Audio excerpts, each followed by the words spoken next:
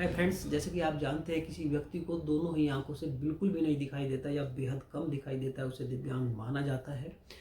आंखों से संबंधित दिव्यांगता की यह दो अलग अलग श्रेणियां हैं और इसमें विजन के आधार पर तय किया जाता है। दोस्तों, किसी व्यक्ति को दोनों ही आंखों से यथासंभव इलाज के बाद भी अगर 6/24 या इससे कम विजन का दिखाई दे रहा है, उसको अल्पदृष्टि दिव्यांग माना जाता है। और अगर यह विजन बिल्कुल लास्ट में यानी 1/60 से भी बेहद कम हो जाता है तो फिर उसको 100% दृष्टिबाधित दिव्यांगता की श्रेणी में रखा जाता है। दोस्तों, यह विजन की समस्या है।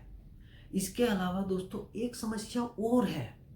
अगर किसी व्यक्ति की आंखों में वह समस्या है तो केवल उस समस्या के कारण भी किसी व्यक्ति को हम दिव्यांग मानेंगे। दोस्तों, वह समस्या क्या है, इसके ऊपर ही दोस्तों मैं ये वीडियो लेकर आया हूँ। विजुअल फील्ड यानी दृश्य क्षेत्र। दृश्य क्षेत्र यानी नाम से स्पष्ट है, दिखाई देने वाला क्षेत्र। अगर किसी व्यक्ति को आंखों से दिखाई देने वाला क्षेत्र में किसी वजह से अल्पता आ गई हो, वह दृश्य क्षेत्र कम हो गया हो, तो उस वजह से भी किसी व्यक्ति को दिव्यांग माना जाएगा। यह दृश्य क्षेत्र क्या है, एक उदाहरण के माध्यम से हम समझेंगे इसको। दोस्तों, मेरी दो आंखें हैं, एक हाथ मैं अपनी एक आंख पर रख लेता हूँ, फिर मैं सामने से बिल्कुल देख रहा हूँ, एक बिंदु पर मेरी नज़र फोकस है, कैमरे पर मैं देख रहा हूँ और इधर उधर मैं बिल्कुल भी नहीं देख रहा हूँ। और कोई व्यक्ति आता है और अपनी उंगलियों से ऐसे इशारा करता है, हालांकि मैं खुद कर रहा हूँ लेकिन मेरे से अलावा कोई दूसरा व्यक्ति भी अगर इशारा करता है तो मैं बिल्कुल पहचान रहा हूँ कि ये 2 उंगलियाँ हैं, ये 3 है, ये 4, ये 5। इसी तरीके से इधर भी मैं पहचान रहा हूँ कितनी उंगलियाँ हैं।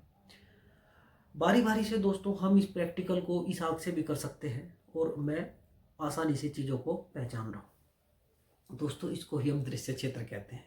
मैं उस जगह देख भी नहीं रहा हूँ और फिर भी मैं आसानी से पहचान रहा हूँ कि वहाँ क्या घटना घटित हो रही है, उंगलियों के कितने निशान है, मैं आसानी से पहचान रहा हूँ। इसको ही हम दृश्य क्षेत्र बोलते हैं।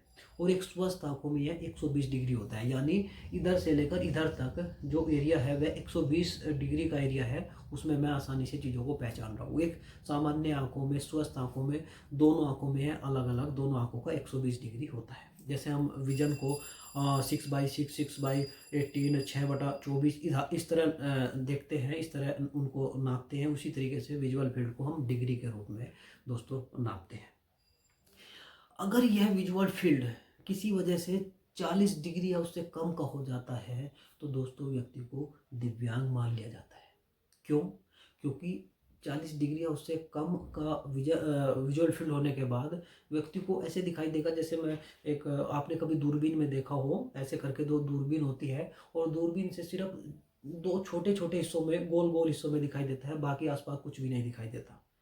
तो ऐसे में व्यक्ति को बेहद कठिनाई हो जाती है। ऐसे व्यक्ति को जिनका विजुअल फील्ड 40 डिग्री या उससे कम हो गया हो, उसे वो आपके सामने कभी कोई व्यक्ति आया हो और वो इस तरीके से देख रहा हो ऐसे कर करके, तो समझ जाए इसको विजुअल फील्ड की समस्या है।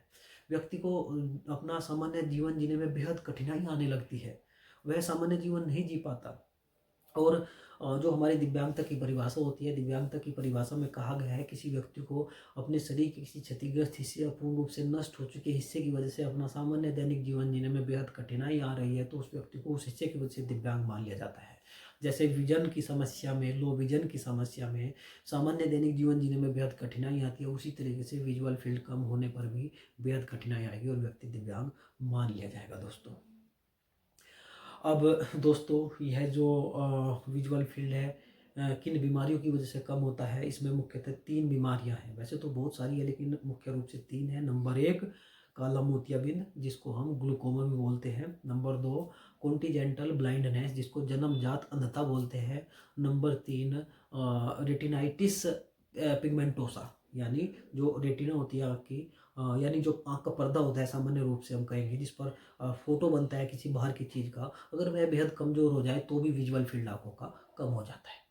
तो दोस्तों, अगर इन 3 बीमारियों से संबंधित या किसी अन्य वजह से, किसी और बीमारी की वजह से कोई आपकी जानकारी में हो तो आप उसे इस बारे में जागरूक करें, वह डॉक्टर से अपनी जांच करवा ले और डॉक्टरों के पास जाए और इस वजह से वह दिव्यांगता की श्रेणी में आएगा।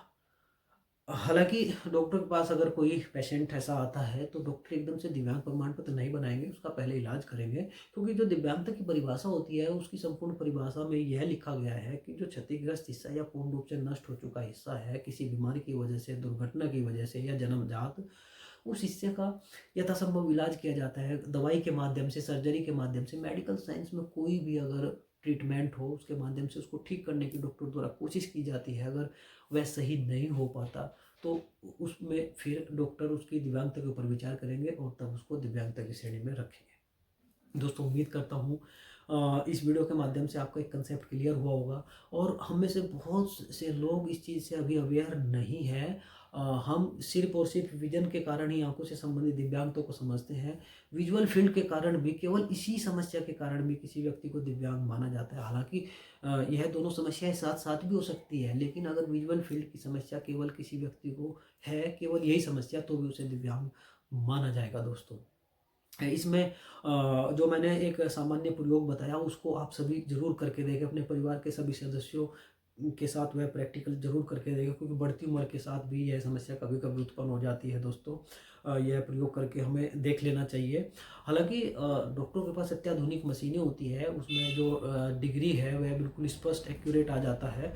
और फिर उसके आधार पर डॉक्टर दिव्यांगता का जो परसेंट होता है उसे भी निर्धारित करते हैं। डॉक्टर को सहूलियत रहती है, लेकिन सामान्यतः आप इसको घर में करके देख सकते हैं। आसानी से यह प्रयोग आप कर लेंगे।